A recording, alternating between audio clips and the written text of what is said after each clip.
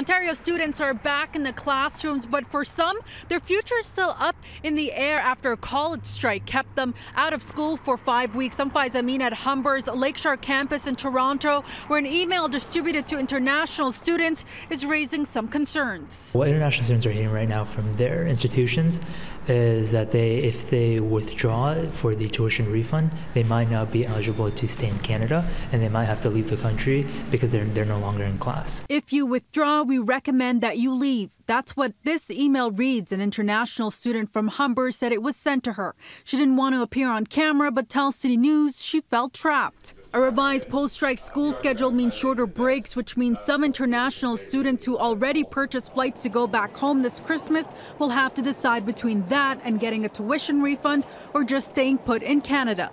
But if they decide to leave, their student visa status may be put in jeopardy. Just yesterday, the province said it was working alongside the federal government to alleviate the visa impacts the strike had on international students. We've worked with the federal government. The federal government has provided assurance that students who need an extension to their visa as a result of the strike will be granted that extension. But emails like this one are raising concern over what options international students have. In its part, Humber College tells City News it regrets any confusion the email may have caused and will be sending international students a follow-up email tomorrow with more details.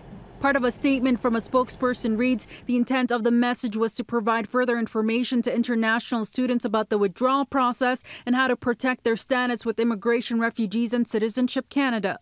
The federal government is saying the following to City News: there will not be an impact on the immigration status of students who want a refund for the fall semester and enroll in January 2018. International students who want a refund in the fall semester but don't enroll in January 2018 must change their status to visitor and won't be eligible for on or off-campus work. The same goes for students who don't plan to enroll back until the summer or fall 2018. Those students, though, are required to apply for a new study permit from abroad.